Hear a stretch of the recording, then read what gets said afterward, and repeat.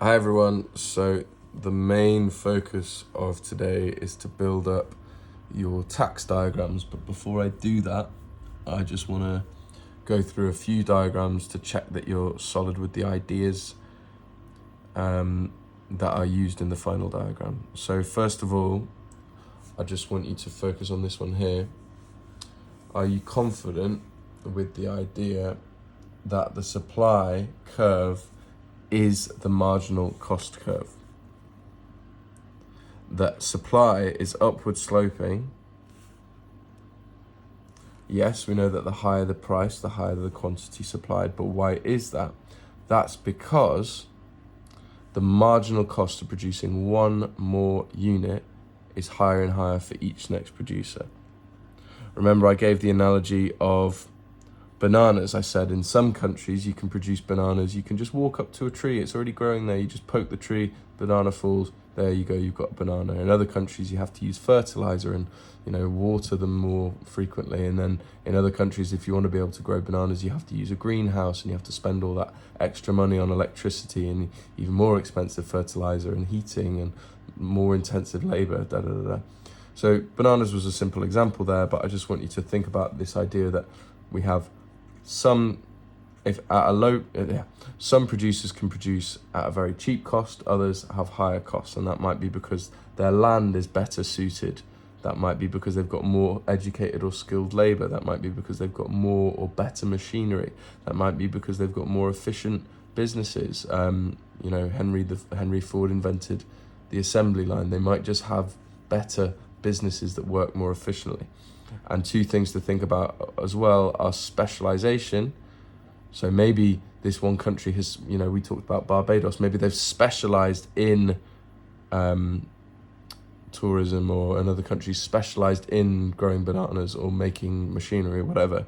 So they've dedicated more of their stuff so that they can become more efficient at that and work at a lower cost, whereas other countries haven't.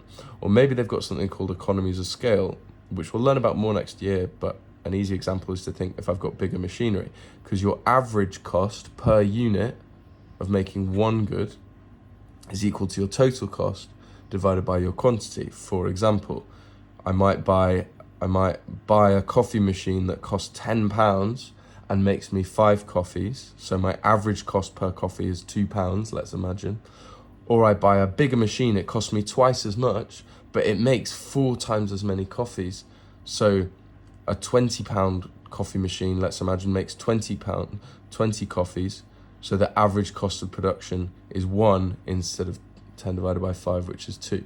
So economies of scale is when, as you make more stuff, your average cost of production goes down. So for lots of different reasons, some producers are going to have a lower cost of production than others. Now, what does that mean? That means at a low price,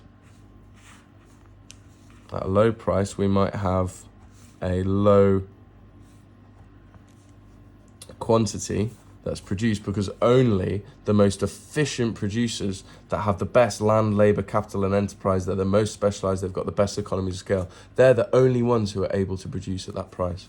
But at a higher price, such as P1, well, now there's a greater number of producers who can produce at that because the price is high enough that it covers their marginal cost. Now that many extra producers can produce what they, bananas or whatever.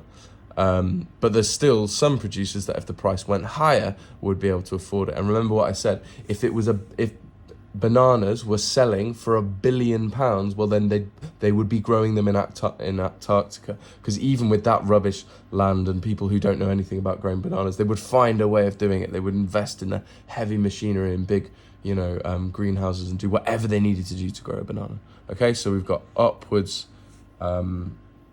sloping supply curve because of this upwards marginal cost curve. Okay, so that's the first idea. Are you confident with that? Just take a moment to think about that.